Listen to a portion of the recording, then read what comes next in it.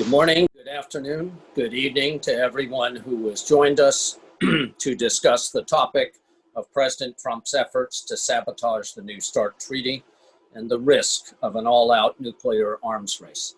I'm Tom Countryman, the chairman of the board of directors of the Arms Control Association. ACA, together with many other concerned groups and citizens, has focused on the need to sustain the last remaining treaty that limits the strategic arsenals of the United States and the Russian Federation. And it depends very much upon citizen engagement to keep the administration and the Congress focused on the risks of failure to extend this vital treaty. We will have a number of speakers over the next hour and 10 minutes.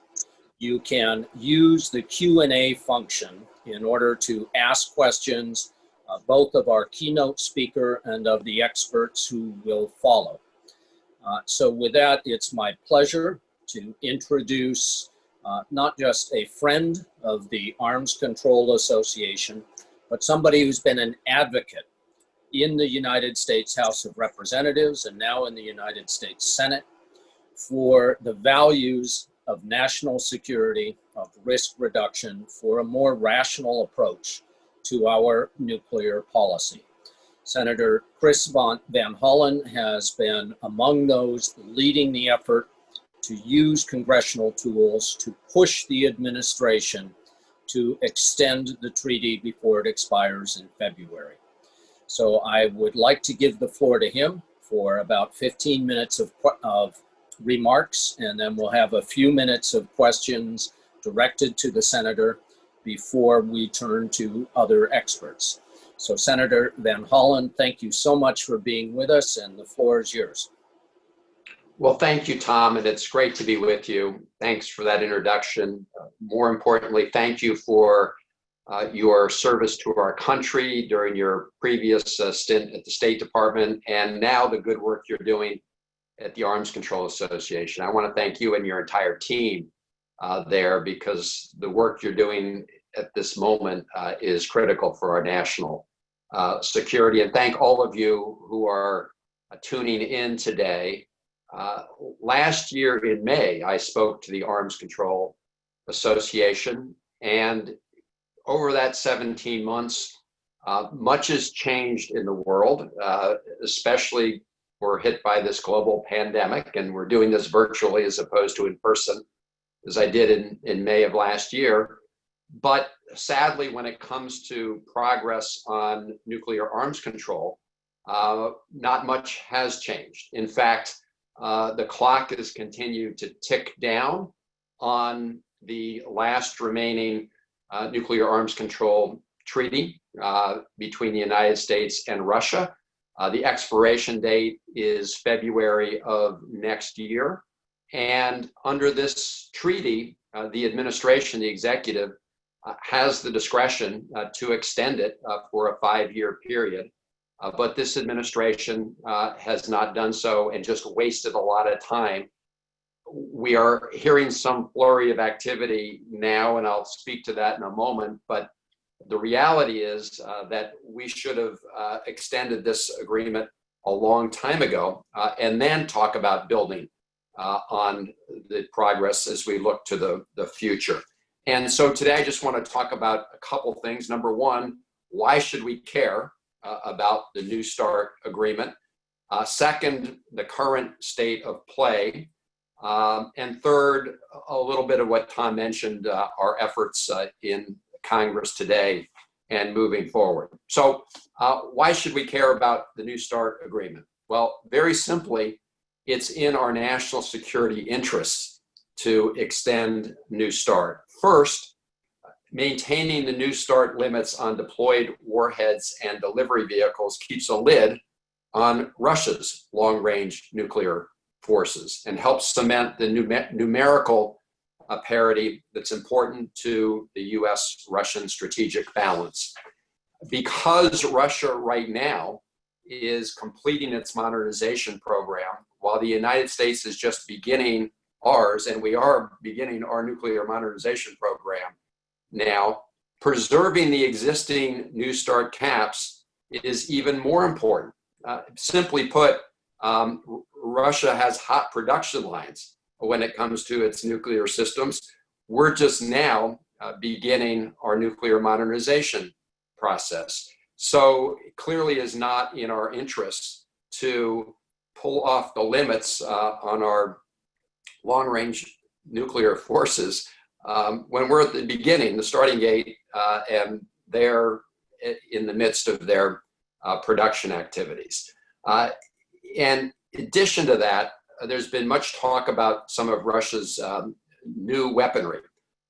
And Russia's Sarmat heavy ICBM and the Avant-Garde hypersonic glide vehicle will be accountable under the New START Treaty. Russia has already made clear that they recognize that those two weapon systems are limited and capped under the New START umbrella. There's also discussion of some of the newer Russian weaponry, Skyfall and a nuclear torpedo. We know from all the public statements regarding the intelligence status of this that they've had lots of problems with it, and nobody expects those systems to be deployed in the next 5 years. So we're talking about the earliest deployment after the time for this 5-year extension would expire. So importantly, the extension would cover those systems that are being deployed right now, and the other systems are not going to be online for at least another 5 years. Second, and very important, New START's monitoring regime of on-site inspections, data exchanges allows us to confidently verify Russian compliance with the treaty limits, and importantly, gives valuable insight into the size, location, composition, and operations of Russia's strategic forces. This has been the testimony we've heard from our military leadership. The State Department, in its recent report to Congress just back in June, certified Russian compliance as of the end of last year, the most recent accounting. So we have the measures in place to ensure verification of this agreement. And if we jettison the agreement, we are literally flying blind when it comes to the strategic nuclear forces of Russia. Third, we've seen from the last 30, 40 years that our strategic nuclear programs and arms control go hand in hand in preserving stability. And the last thing we need is a destabilizing nuclear arms race, which would both be hugely expensive, but also, even as we pay more, we increase the risks to ourselves and the world of an all-out nuclear war. And this is the kind of thing that is so clearly avoidable through negotiation and making a more stable, a stable platform for both the United States and Russia going forward. We've seen what happens in the past when we don't have these limits in place and we're flying blind. It leads both sides to believe they're falling behind in some category or another. I mean, you go way back to the missile gap. And we've seen that happen many times over the last decades. So the other important point, and I referenced this earlier, is that New START limits are already baked into our modernization plans. There's nothing that we want to do that we won't be able to do by extending New START with respect to our nuclear forces. We're replacing our existing delivery vehicles on a roughly 1-for-1 basis, and therefore within the caps on ICBMs, submarine-launched ballistic missiles, and heavy bombers. And so scrapping the New START agreement and stumbling into an environment which there are no legally binding limits on US and Russian nuclear arsenals will put more pressure on our modernization plans and just drive up the costs. In fact, we've seen 2 recent reports. We can talk about them in the question and answer period if anyone likes, but very fresh reports from both the Congressional Budget Office and GAO that speak to the huge additional costs that we would face without these limits. In fact, GAO is estimating that the $1 trillion price tag, already enormous price tag for the nuclear modernization, will be exceeded even without jettisoning the New START agreement. But clearly, if we break out of the limits, we're seeing a huge price tag, and as I said, destabilizing actions as well. So it is really important that we extend the New START agreement. But this administration, as the title of this presentation indicates, has simply wasted time. In fact, what's been very concerning is that there are many areas where we should be confronting Russia for its conduct. For example, their interference in our elections and their efforts to undermine our democracy. But we've seen little to no action from the administration in that area. And yet, in an area where it's clearly in our national security interest to engage, like extending the New START agreement, this administration has been AWOL. They, of course, put in charge the two people who have been against the agreement from the beginning, John Bolton while he was there, and then Marshall Billingsley. And despite the fact that Russia communicated clearly and consistently that it would accept the 5-year extension, they have done everything they can to prevent that from going forward. And it appears now want to be in a position to try and point fingers at others for its failure, when in fact it's pretty clear who is responsible. Their effort to force and shoehorn China into the agreement was flawed from the beginning. It's fine to talk about agreements in the future regarding the Chinese arsenal, but right now it simply complicates the extension of agreement that's in our interest. And of course, Russia always talks about the French and UK arsenals when we raise the Chinese arsenal. Second, the proposal to cover all of the Russian nuclear weapons, whether they're strategic or tactical, whether they're deployed or in stockpiles. Again, we can have this conversation, but there's no reason it should get in the way of something that's clearly in our national security interests going forward. And I must say, all those sort of chest beating and statements that we've heard about spending Russia and China, quote, into oblivion, and that we're going to, do this study on how we're going to rapidly deploy our stockpile forces, is seen, I think, by Russia and others for what it is, just empty rhetoric. In fact, one of the things the GAO report exposed was that the United States military has not done any kind of planning for what we would do if we were not constrained under the New START agreement and not proceeding that way. So on the one hand, we have these folks like Billingsley out there, making these threats when in fact the United States has made no contingency plans whatsoever to meet those threats. And in fact, the idea that we want to get into a big spending race with Russia at this point in time, when we need to be investing here at home in important priorities, is just a bunch of nonsense. Unfortunately, it's been characteristic of the way the Trump administration has conducted its foreign policy overall. A lot of bluster, a lot of zigzagging, and no results. And sadly, that's where we appear headed right now. I do want to say a word about the elections, because obviously that can change everything.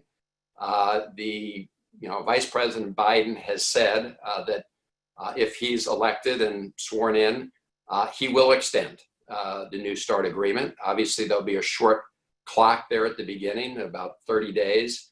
But under that scenario, you could clearly see both sides agreeing to comply as they formalized the extension. So that's a very different world, obviously, if Joe Biden and Kamala Harris are elected to the White House.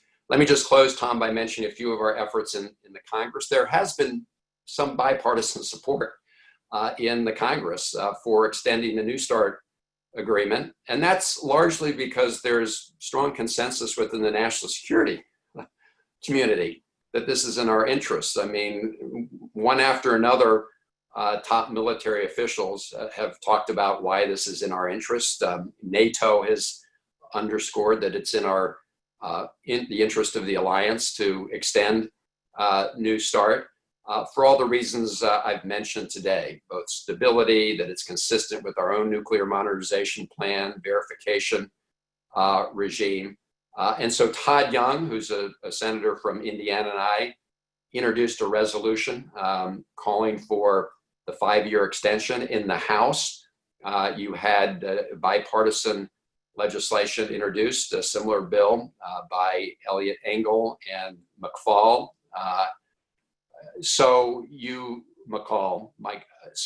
You've got, you do have bipartisan support, and you may have seen recently there was a report by members of a bipartisan group on the House Armed Services Committee, 4 Democrats and 4 Republicans, that found categorically that it was in our interest to extend New START. So there is bipartisan agreement there. Unfortunately, those resolutions have been blocked from going forward, at least in the Senate. And that's because the administration has tried to, undermine support among many of the Republican senators. But the reality is that Congress ultimately has the power of the purse. And one of the things we've said is if this administration were to proceed to try to tear up and not extend the New START agreement, we would use that power of the purse to constrain them. In fact, I offered an amendment to the defense authorization bill that essentially would prohibit the administration from going forward unless they provided notice to the House and the Senate. And then we passed a joint resolution supporting the idea of getting out of the New START agreement. Now, obviously, Congress's willingness to use the power of the purse ultimately depends on the votes in the House and the Senate.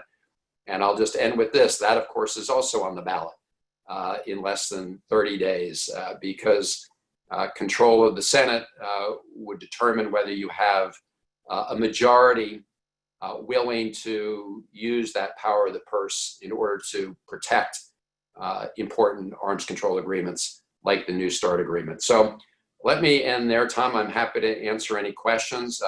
I'll just say we're obviously, what we all know, right on the eve of an election, and the outcome of that election will determine the direction we take in many of these areas. So I do think it's an important time to reinforce the interests our country has in preserving the last remaining nuclear arms control agreement between the United States and Russia. Our security depends on it, and sort of the stability of the world depends on it. So thank you for having me, and I'm happy to try and answer any questions. Well, thank you so much, Senator. I think you've already said almost everything that needs to be said about the importance of this treaty. We have now more than 100 participants across the country and across the world listening in.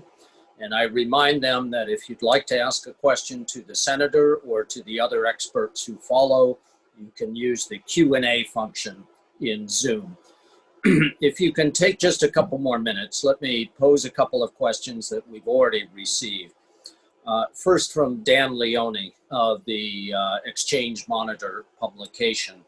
And it follows up on your last point about the efforts that have been made in Congress to push forward New START extension. And of course, you mentioned the important amendment that you have introduced in the Senate. There's also language in those efforts that require the administration to report about the changes that would be made in the US and Russian nuclear arsenals if New START is not extended. what effect there would be on verification and transparency. As in so many other requirements for reports, the administration seems to be ignoring these. So the question is, are there efforts underway to enforce getting these factual reports from the administration, or to include exact language about them in the National Defense Authorization Act that is coming up? So, Tom, yeah, thank you for the question. And it's true that despite the fact that we were not able to get the full amendment onto the National Defense Authorization Bill, those reporting requirements have been included. And they're important because they pose these sharp questions about, what would be the impact on our ability to verify the status of Russian nuclear forces. How would this impact our own strategic nuclear modernization plans? So those are important reports. As you indicated, at the end of the day, this administration has been very slow to produce reports and in some cases not produce them at all, which means at the end of the day, the only tool the Congress has is willingness to withhold funds if we don't receive those reports. And that does depend on the will of the majority in the House and the Senate. That will be the approach I would hope we would take. You would think that Congress on a bipartisan basis as an institution would be interested in standing up for its powers and enforcing its powers. Unfortunately, in many areas, we've not seen that. I do believe that, again, depending on the composition of the next House and Senate, we can move forward. But of course, the Congress may not need to do that if we have a different, president, vice president in the White House. So we will see. But I'm certainly determined as a member of the Senate to make sure that we do use our constitutional powers to preserve and enforce our interests, our U.S. interests, with respect to this arms control agreement. Okay, thank you very much. In withdrawing from the JCPOA, the Iranian nuclear deal, the administration said the deal was unacceptable because it did not address all of Iran's malign behavior. Now, Galen Carey of the National Association of Evangelicals asks, what are the implications of a clean treaty extension? Does it leave any worrisome Russian behavior dangerously unaddressed? Sure. Well, let me just say there are, of course, lots of areas where the United States and Russia are in competition and are clashing around the world. I mean, placed in the Middle East, many other parts of the world.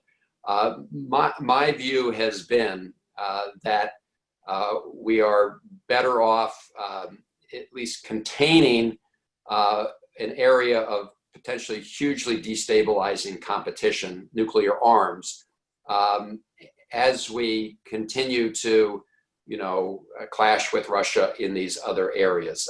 I don't see any benefit to having an unconstrained arms race with respect to our ability to, deal with Russian aggression in these other areas. It doesn't make sense to me.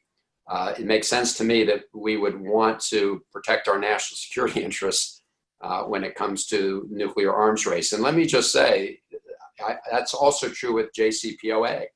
And the whole premise behind the JCPOA was that a nuclear armed Iran would be even harder to deal with on all those other issues, the regional conflicts and other areas where we're in disagreement, than a non-nuclear Iran. And what have we gotten for pulling out of it? Well, Iran actually has more enriched nuclear material today than it did when President Trump was sworn in. They talked about regime change and it would bring down the regime. Well, the hardliners are stronger than ever in Tehran right now. The United States is the one that's isolated, not Tehran. We're isolated from our allies who we worked with successfully, both to impose sanctions on Iran, bring them to the negotiating table, and achieve the JCPOA. So we're isolated. The hardliners in Tehran are stronger than ever. They have more enriched nuclear material now than they did when President Trump was sworn in. You tell me how all of that was in the interests of the United States. Okay.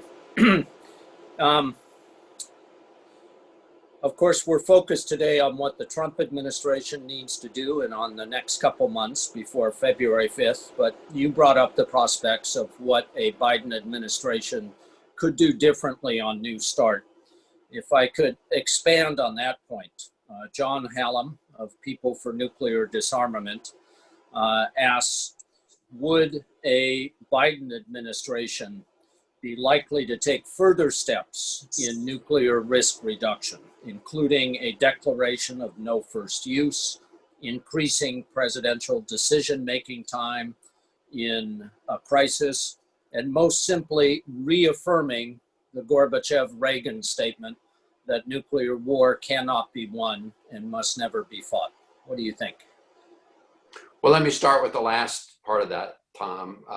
That is a statement we all need to be reminded of every day. And I am confident that that is the view of Vice President Biden. And I'm confident that he would bring that approach and philosophy to the White House. With respect to some of the specifics of what their policies would be, I'm sure there'll be a vigorous debate within that Biden-Harris administration if they're elected. And I do believe that if you look at the history and position that Senator Biden took and then Vice President Biden took, he recognizes that arms control is an important part of our overall national security strategy, that it's an essential part to preventing a destabilizing arms race and to preventing what Gorbachev and Reagan said would be essentially the end of the world as we know it. Senator, you've been very generous with your time. I know you have a lot of other obligations. I will let you go unless you're dying to answer one more complex question. I'm happy to take one more, Tom. Let's do this then. Marina Kostic of the Institute for International Politics and Economics asks for your opinion on the Trump administration's plan to deploy tactical nuclear weapons, intermediate range missiles into Europe and Asia. Of course, I note I don't think they've said nuclear. They have said intermediate range missiles, but there's a risk of a renewal of the 1980s Euro missile race. So I know it's a very detailed question, but quick reaction. No. I think it's an important question, and this administration has pursued this sort of philosophy that had for the most part, I think, been put to rest a while ago. The notion that you can somehow fight and win a nuclear war, and therefore they've continued to develop some of these tactical nuclear weapons, some that we had shelved earlier.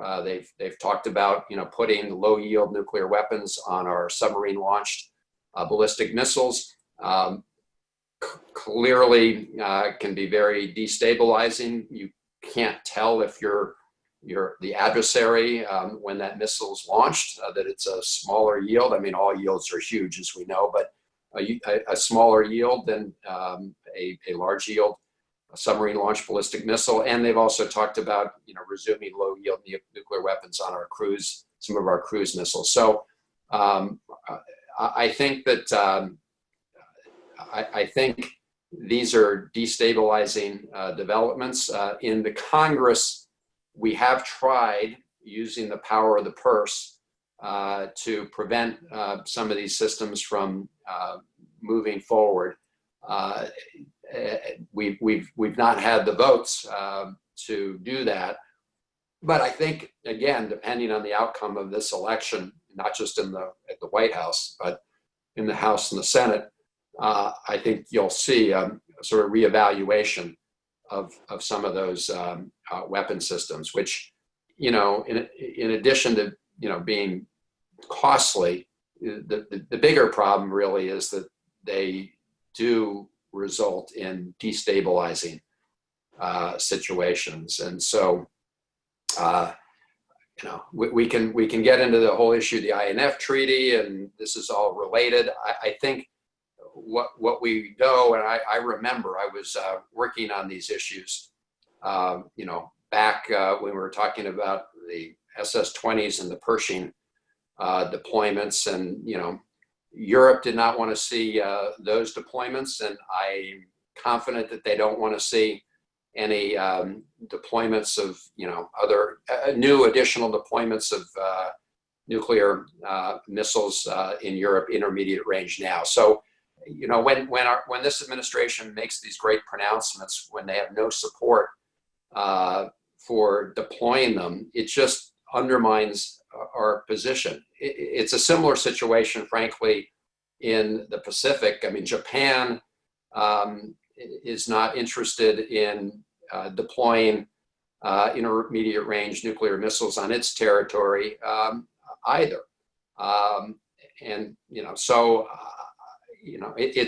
It's one thing to have these things in theory, but putting them in practice in the real world requires the support of our allies. So anyway, I think that all of this will be reviewed if we have an election outcome that results in a change in the White House and a change in the Senate. Thank you again, Senator, for your time. Thank you especially for your efforts in the Senate to reduce the risk of nuclear conflict. Please be assured that ACA and all the organizations we cooperate with will keep encouraging our members and our listeners to be supportive of those efforts in the Congress and to engage directly with their representatives. Thank you very much. Thank you, Tom, and thank you in the ACA and everybody who's listening. Appreciate it. Let me hand over now to our senior analyst from Arms Control Association, Kingston Reef, who will lead the rest of the program. Kingston?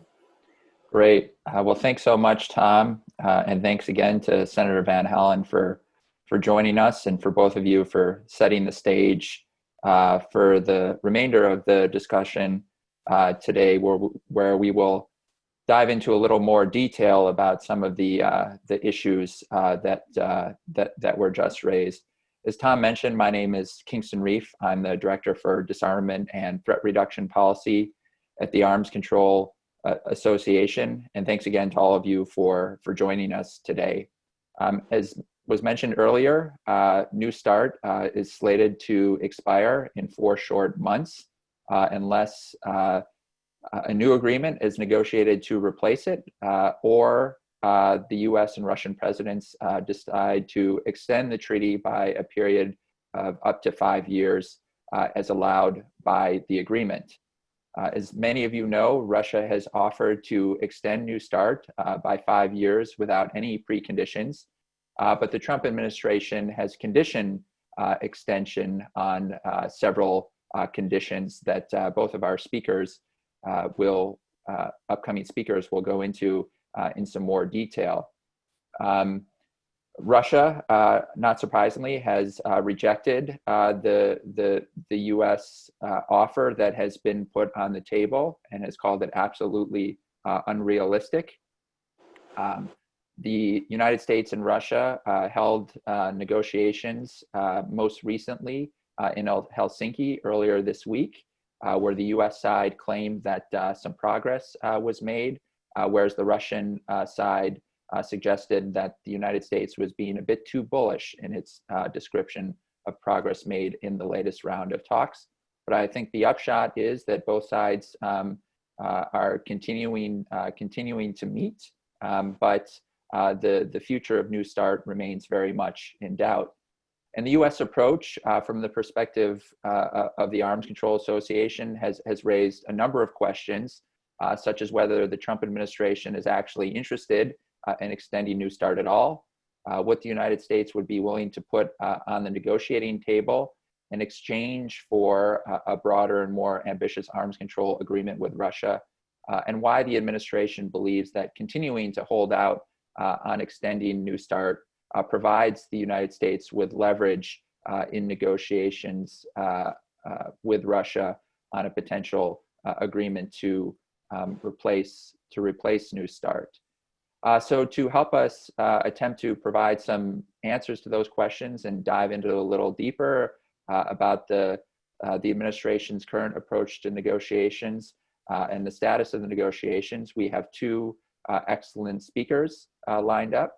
First, we'll have Daryl Kimball, who is the longtime executive director of the Arms Control Association, and also Alexandra Bell, who is the senior policy director at the Center for Arms Control and Non-Proliferation, and a former official at the State Department during the Obama administration.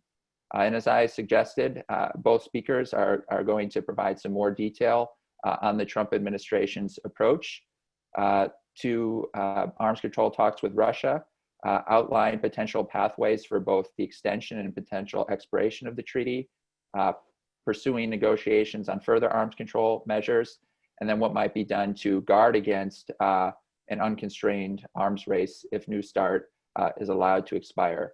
Each of our speakers will talk for about 10 minutes, and then we will open the floor for Q&A. Again, as Tom mentioned earlier, if you have any questions, please put those into the Zoom chat. And with that, Daryl, the floor is yours. Well, thank you very much, Kingston. Thank you, Tom. Thanks everybody for being here. My job is to take a closer look at the current U.S. proposal that was put forward to the Russians and to try to unpack a little bit the talks that are going on between the United States and Russia on these issues. So first of all, we've got to remember that it's been 3.5 years of delay, as Senator Van Hollen said, but now the Trump administration has finally pulled together some ideas about nuclear arms control with Russia and how it connects with New START. Unfortunately, in my assessment, it's an ill-advised strategy that right now has little chance for success and is probably designed to run out the clock on New START. We saw in some reports earlier this week that after the Monday meeting between Marshall Billingsley and Deputy Foreign Minister Ryabkov, U.S. officials saying that progress was achieved in that round. The Russians, as Kingston said, say that that is overly optimistic, and they've actually said some stronger things, which I'll get to. So I think that it is clear right now that the two sides are still far apart with respect to their views about New START itself, as well as the framework for a follow-on agreement to New START. So the bottom line is that unless the Trump administration and President Trump himself somehow overrules his advisors and adjusts course, or Joe Biden wins the presidential election and makes good on his campaign pledge to extend New START, the New START treaty very likely will disappear. And so, as Senator Van Hollen was saying, the stakes are very high. And specifically, if New START is somehow allowed to expire without a replacement agreement, and there's no time for a replacement agreement before February 5, 2021, Moscow and Washington could, if they chose to do so, they could quickly upload several hundred additional strategic nuclear warheads on existing strategic deployed delivery systems, and they could exceed the treaty's 1,550 warhead ceiling within a matter of months. Now, neither side should do that. There's no military reason to do that, but we've seen from the past, from the history of the Cold War, that these two countries can get into arms racing for political reasons. Suffice to say, unconstrained nuclear arms racing would be dangerous, and as Senator Van Hollen was saying, unaffordable for both sides. And I would just also add that, losing New START, especially if it also leads to increases in the number of deployed arsenals, would violate the United States and Russia's disarmament obligations under the Nuclear Non-Proliferation Treaty, which obliges each side to end the arms race and to engage in good faith negotiations on nuclear arms control and disarmament.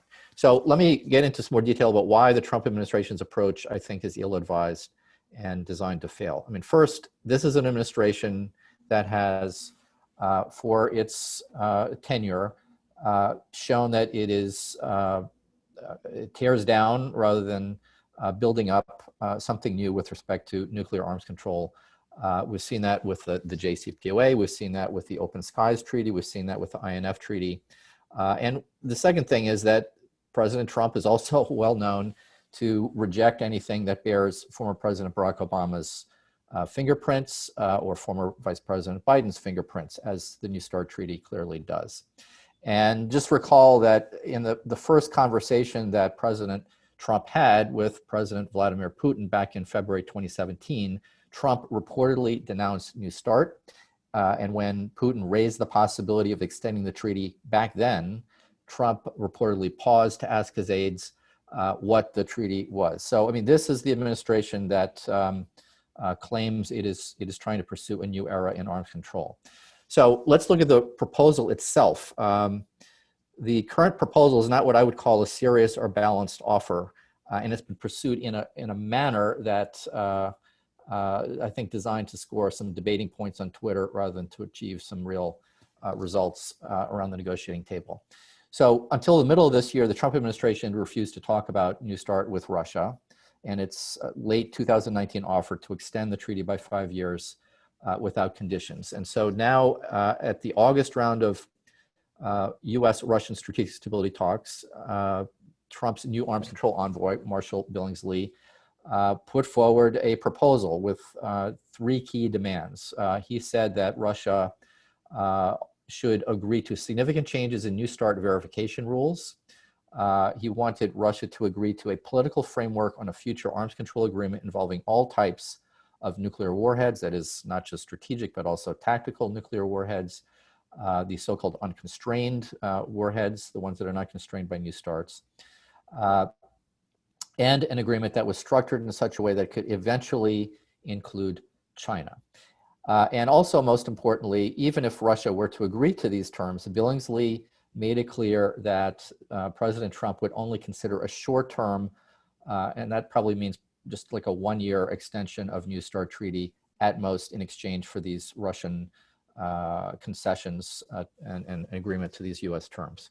So first of all, let me take each of these one at a time.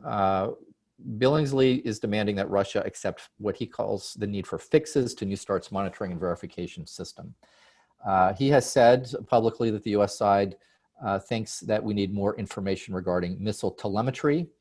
He wants more to reduce the time that it takes for inspectors to arrive at an inspection site, and he wants to increase the frequency of New START inspections. These are ideas that come out of the original START treaty, the 1991 START treaty, and would take both sides back to that approach. Now, no such demands were raised by the United States along these lines until Billingsley arrived on the scene in May. And the US didn't raise those issues for good reasons. After many years of START inspections, the Defense Department came to the conclusion that some of the START inspections could be combined, consolidated, or even eliminated to make the New START inspections simpler, less costly, and less of a burden on US nuclear operations. And that's what was incorporated in New START. And so we have a New START, as Rose Gott-Muller, the lead US negotiator, has written, detailed streamlined procedures that make inspections reliable and confirming the information the Russians provide to the US, and of course, vice versa. And so both sides agree, up until recently from Billingsley, that each side is meeting their treaty commitments. Now, even if the changes that Billingsley says are needed were actually necessary. The other problem is that there's simply no time for the two sides to negotiate the fine details of such arrangements before the February 5 deadline, scheduled deadline for the expiration of New START, and to get possible review and approval from their respective legislators. Now, the second thing is about the U.S. proposal. The U.S. is demanding terms that it knows Russia will likely reject. Billingsley has said that the U.S. rejects Russia's suggestion that U.S. tactical nuclear weapons that are based in Europe and growing U.S. strategic missile defense capabilities should be on the negotiating table. In addition, Billingsley says that Washington rejects Moscow's longstanding insistence that if China is involved in future talks, France and the United Kingdom should also be involved. So I think it's clear that Russia could adjust its longstanding positions. That would be helpful. But at this 11th hour, putting forward these ideas are clearly non-starters for follow-on discussions with Russia. And I think it's not something clearly that the Russians want to agree to at this stage in the process. Now, the other key thing is the length of extension. A short-term extension, as the United States is dangling the possibility for, would hardly provide the time necessary to negotiate, sign, and ratify and implement a new agreement, especially one that involves new counting rules, new verification procedures, and that involves all types of nuclear warheads. And also that involves maybe a third country, China, and maybe even the UK and France. So the practical and prudent approach would be to agree to a 5-year clean extension and to agree to begin talks on a follow-on agreement with the aim of achieving deeper reductions in the strategic nuclear arsenals of both sides, which are bloated and beyond what either side needs to deter a nuclear attack by the other. And rather than just freeze warhead stockpiles involving tactical nuclear weapons, to discuss how these can be reduced and to agree to try to involve other nuclear armed states in future discussions. So the length of extension is another issue that the two sides are far apart on. So I would just add that, in addition to making these kinds of demands, Billingsley has tried to threaten and bully Russia into accepting new terms, which the Russians don't seem to be responding to very well.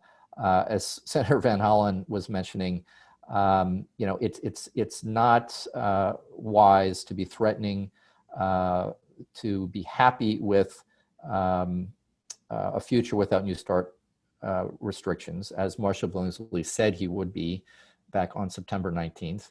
And it's not wise to threaten to immediately begin building up the U.S. arsenal in the days after New START expires, as Billingsley also said. So not surprisingly, Russia is not budging. A couple days ago, Foreign Minister Lavrov was pretty direct and characteristically, as the Russians often are, pessimistic. He said, New START is going to die. The conditions they set are absolutely unilateral and don't take into account our interests. So as I said, Russia's diplomats can and certainly should adjust their terms for a follow-on agreement, but it certainly doesn't look like President Vladimir Putin would agree to the kinds of concessions that Marshal Billingsley and President Trump are demanding of Russia at this point, just for the possibility of a short-term extension of New START. So to sum up, even in the event of a Biden victory in November, he will just have 16 days after Inauguration Day to figure out an approach with Russia that might preserve New START and extend New START.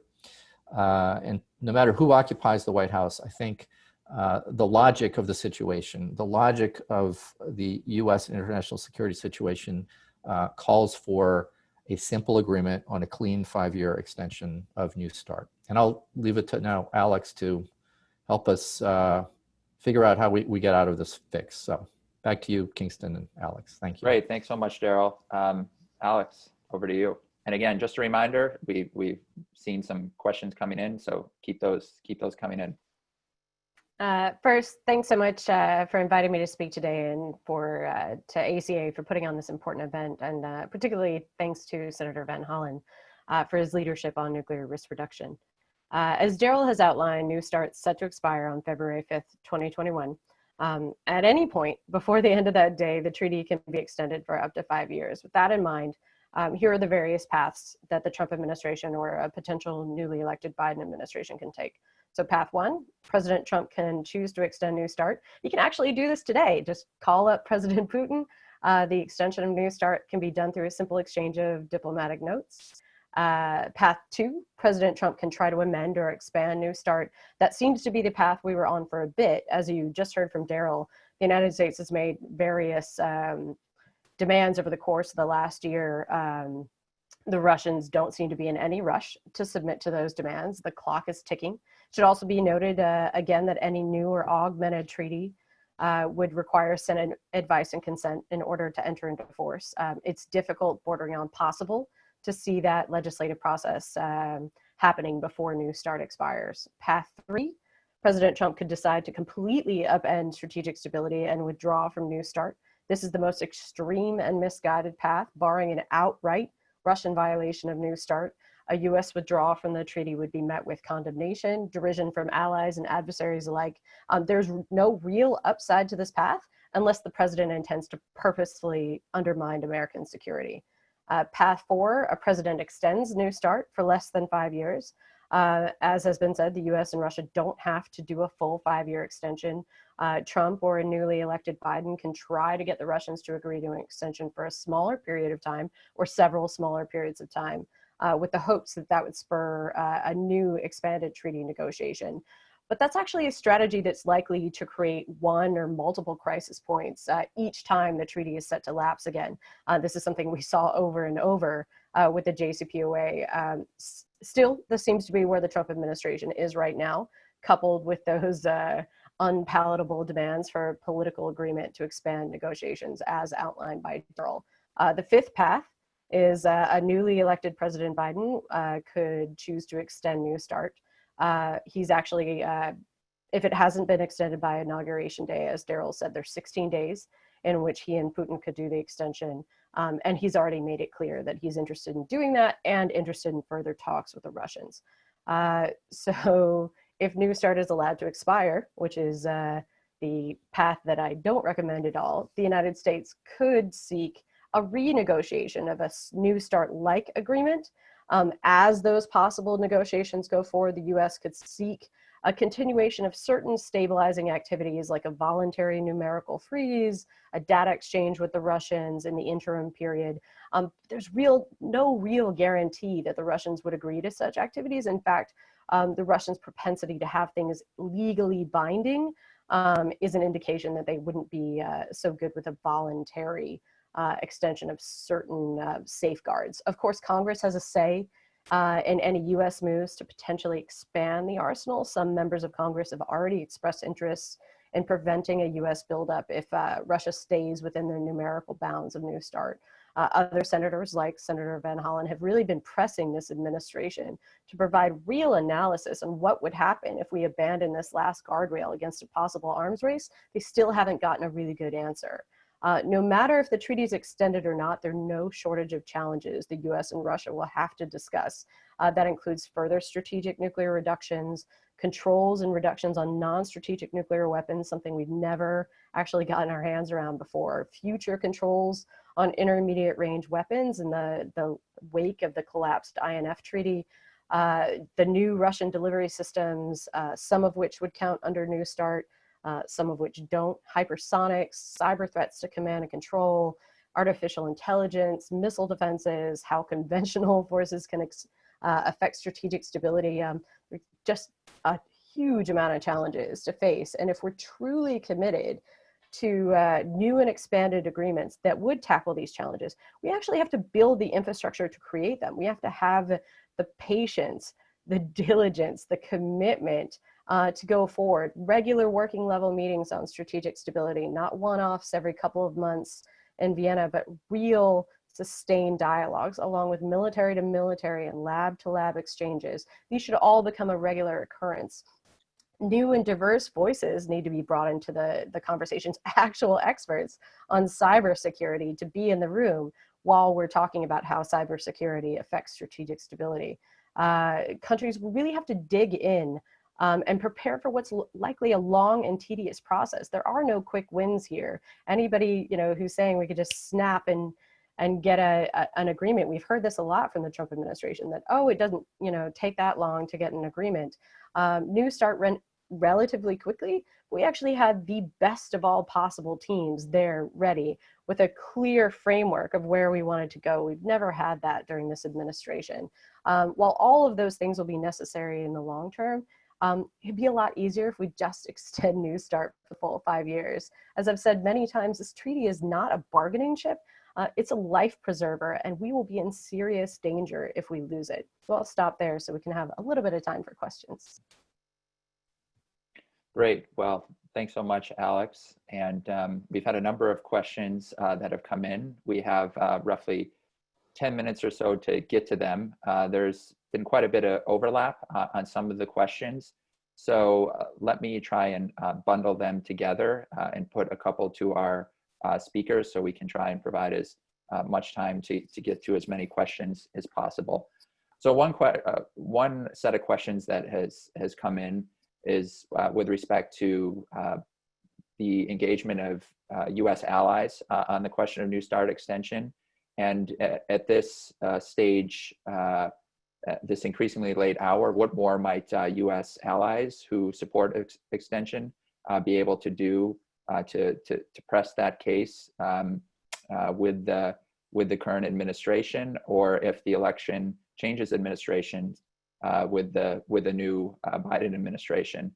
And then there was also a question that came in with respect to the implications of New START's extension or expiration for the upcoming NPT review conference process, which at the current moment is slated for January of 2021.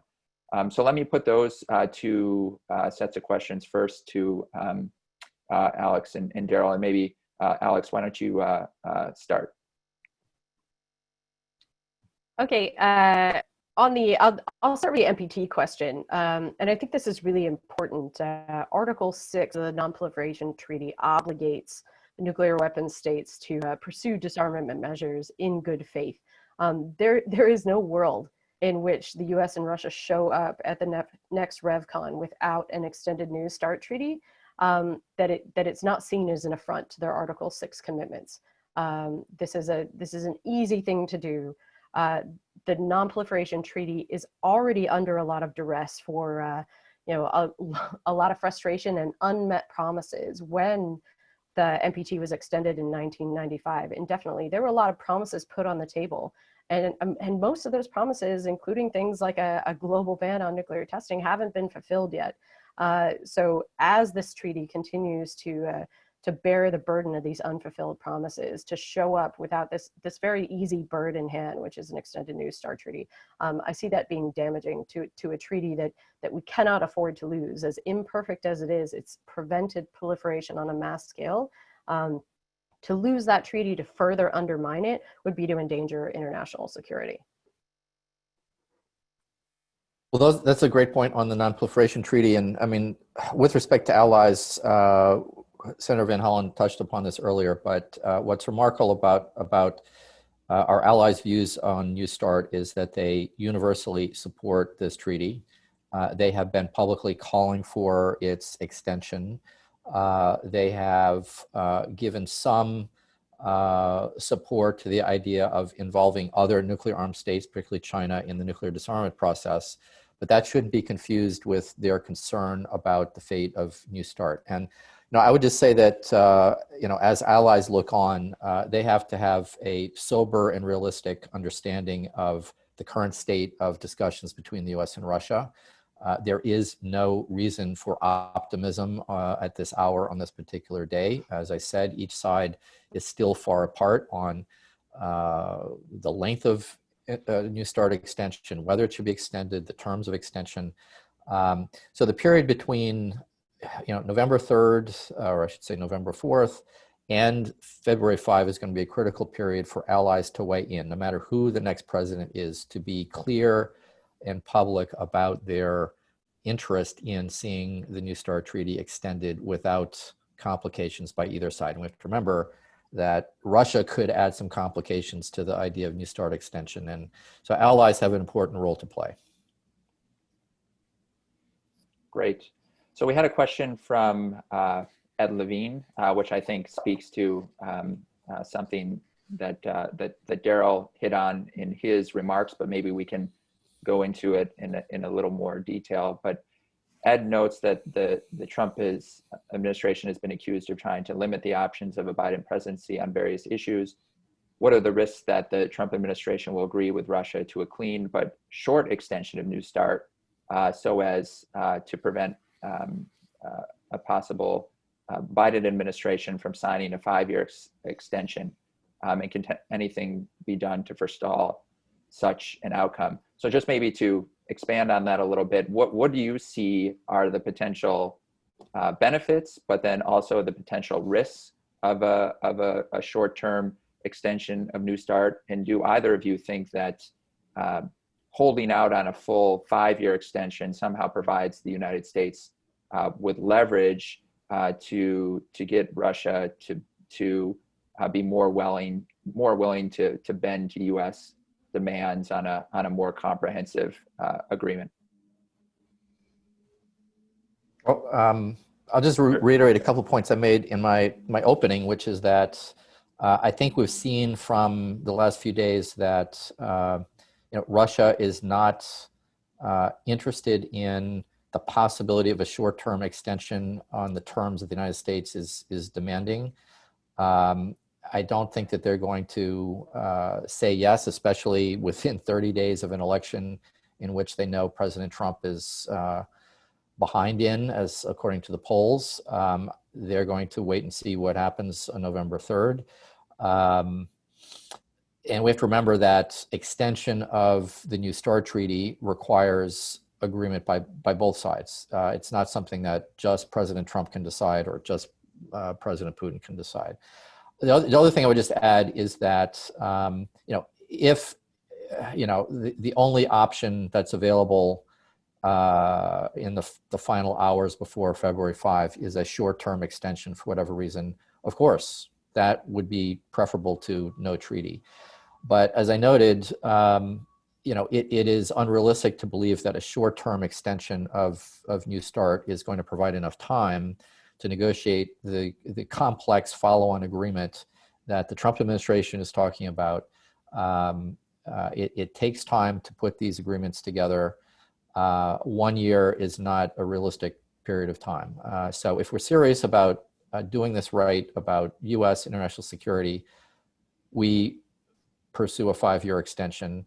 If a new agreement is negotiated before the 5 years is up, fabulous. We should be moving as fast as we can towards reducing bloated arsenals.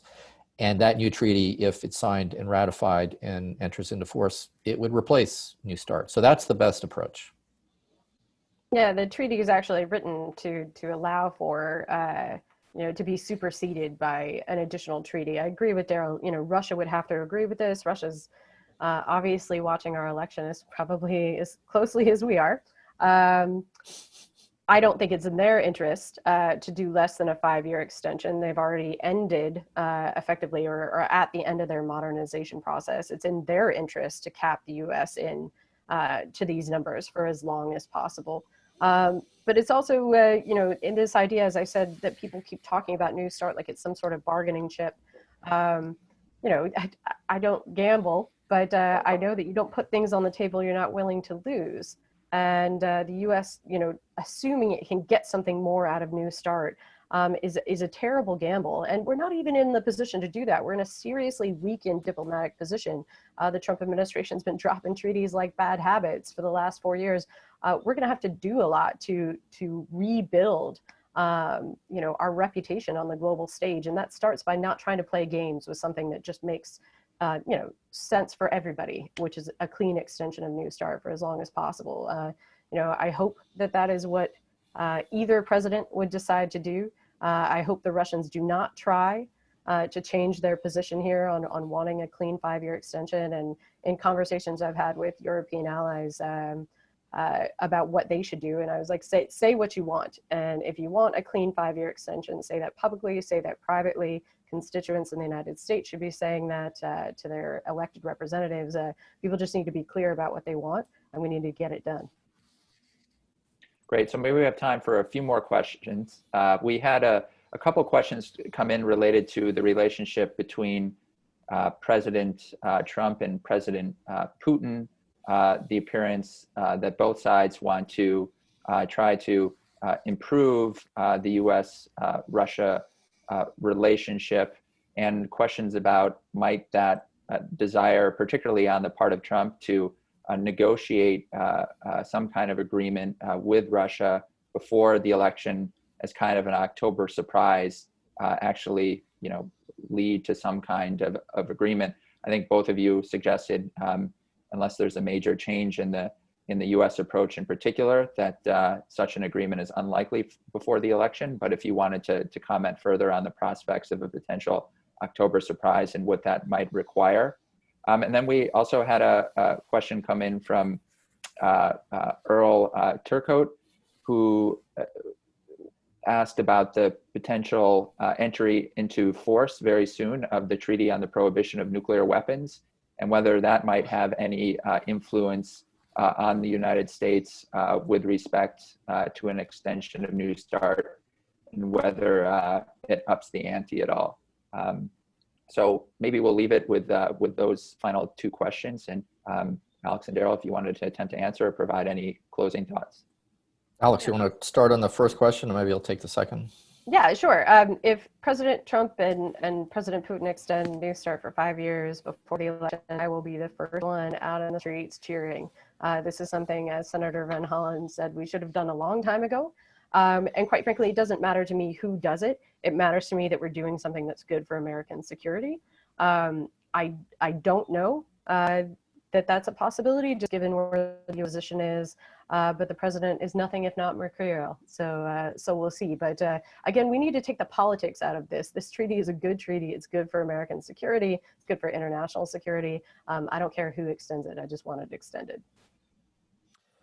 Yeah, I would agree with Alex. I mean, we want to see it extended. I would just say that based upon what I was saying earlier, I think the likelihood of that kind of breakthrough in these final days before the election is very low. But then again, every day I wake up these days, there's a new surprise I never expected. So with respect to the Treaty on the Prohibition of Nuclear Weapons, yes, there are just 4 more countries that must ratify for that 2017 treaty to enter into force. So those ratifications may come soon. And I think it will have a general effect on the international community's perception of progress or lack thereof on nuclear weapons. I think it is not going to have a direct effect on US or Russian behavior with respect to these choices about the future of New START and the details of future nuclear arms control negotiations. But when it does enter into force, it's going to highlight the fact that the nuclear armed states have been failing over the past few years to do their job, to fulfill their obligations under Article 6 of the Non-Proliferation Treaty to end the arms race, to engage in productive, continuous negotiations on further nuclear arms reductions leading to elimination. And I would hope that when the treaty enters into force, the nuclear armed states recognize that it's a reality, and they recognize that this is an important, positive, good faith effort by the non-nuclear weapon state majority to reinforce the taboo against nuclear weapons. And it's a contribution to an important contribution to the nuclear non-proliferation and disarmament cause. Well, with that, I think we've reached our time.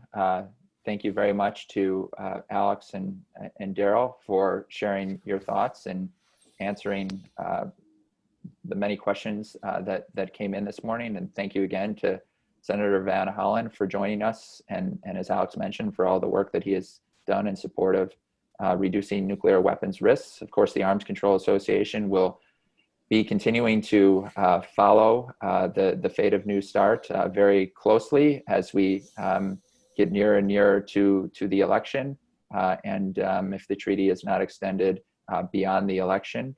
So be on the look for continued news and analysis and commentary. And thanks to all of you out there for all you do in support of U.S. national security and support of arms control. And most importantly, please continue to stay safe and healthy. And with that, have a good rest of your day and a good weekend. Thank you.